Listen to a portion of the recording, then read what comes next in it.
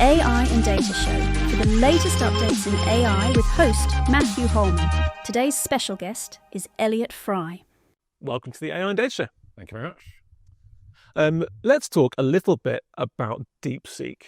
You would have to have been under a rock somewhere to have missed all the noise that DeepSeek was creating over the course of the last few weeks. It wiped about $500 million off of the share price of Nvidia, about $1 trillion off of the total US tech sector market, listed tech sector market. And it's a new LLM based in China, and it's causing all sorts of controversy. Elliot, is DeepSeek basically ChatGPT? Well, performance-wise, they're both sophisticated LLMs with their own strengths and weaknesses. We can go into that a little bit later. But certainly from a compliance point of view and from a political point of view, they're very different.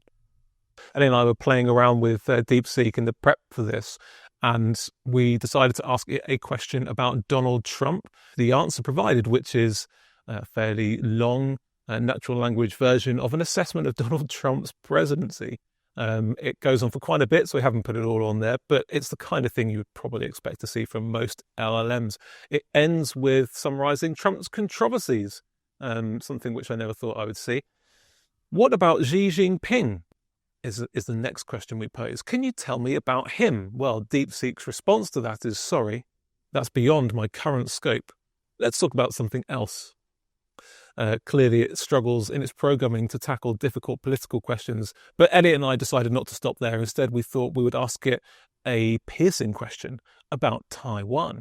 Please tell me about Taiwan. Is it independent? Well, DeepSeek says that Taiwan is an inalienable part of China, and there is no such thing as Taiwanese independence. It then ends with the fantastically masked threat of any attempts to split the country are doomed to fail.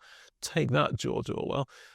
Clearly, there are some programming issues that are behind DeepSeek's responses that essentially prohibit it from commenting on anything that the People's Republic of China government would consider to be controversial. But you know, that's the stuff of news header, tabloid fodder, I suppose. From a practical perspective, let's imagine that we were doing something a bit more mundane. If you put into ChatGPT and DeepSeek two identical prompts for drafting an NDA, for example, what kind of thing would you see? Would they be basically the same, or would they be quite different? Well, no need to imagine, Matt. I've done just that. And they are broadly the same, right down to having exactly the same lists of exceptions to confidential information in exactly the same order. There are some foibles, some quirks of each. Certainly, ChatGPT has a fixed term for the term of the agreement and then indefinite confidentiality obligations after that. And it doesn't specify things like a governing jurisdiction, it only specifies governing law. I think the real difference actually between the two models came about when I asked a follow-up question and I said, how long do the confidentiality obligations last?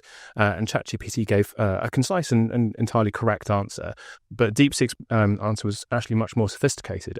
It talked about other confidentiality considerations which might apply, like trade secrets, and it gave me some suggested alternative drafting.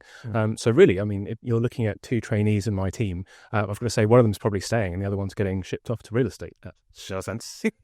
Shipped off to real estate, the trainee equivalent of going to Coventry. Just kidding, for anyone in Coventry or anyone in real estate, we still love you. What about the governing terms of DeepSeek? What about the stuff behind the scenes? You know, I know you've been doing some research into the privacy policy, the terms of use, all of that stuff. What should our viewers know about that? Well, I mean, just by way of comparison, ChatGPT's terms and it's its privacy policy is not without its issues, but I think I'd certainly say that DeepSeek's is a lot further to go.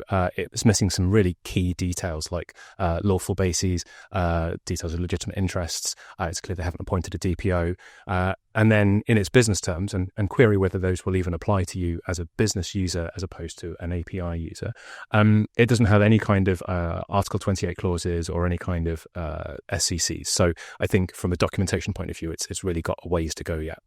And what about the bigger picture for DeepSeek and its regulatory compliance? Is there anything going on the European continent we should know about? Absolutely. Well, both in Europe and internationally, there have been investigations by a number of different authorities, bannings usually at kind of government user level. But the most kind of broad ban has been from Italy, which has blocked access to DeepSeek.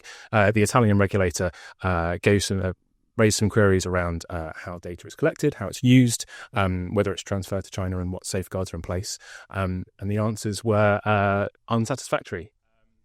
Now, that same Italian regulator also very briefly blocked ChatGPT back in March 23, but OpenAI were able to make some changes that satisfied the regulator. Query whether that's going to happen in the same way for DeepSeek, given that the response was, well, the EU GDPR doesn't apply to us and we don't operate in Italy. So not necessarily that promising in terms of development on that front.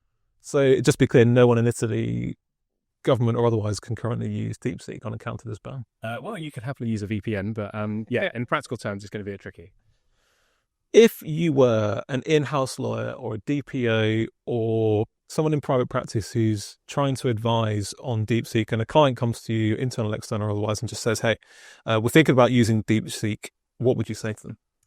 I think it very much depends on the context in which you're using it. If you're very limited in your inputs, you're making sure you're not providing any kind of sensitive information, then you can use it with the asterisk of treating all of the outputs with a pinch of salt as well.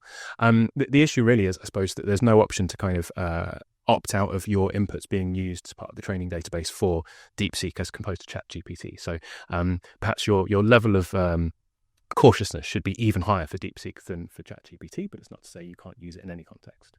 So there you have it, the summary of the legal analysis, at least the thumbnail level on DeepSeek and ChatGPT. Elliot, thank you very much for coming in. Thank you.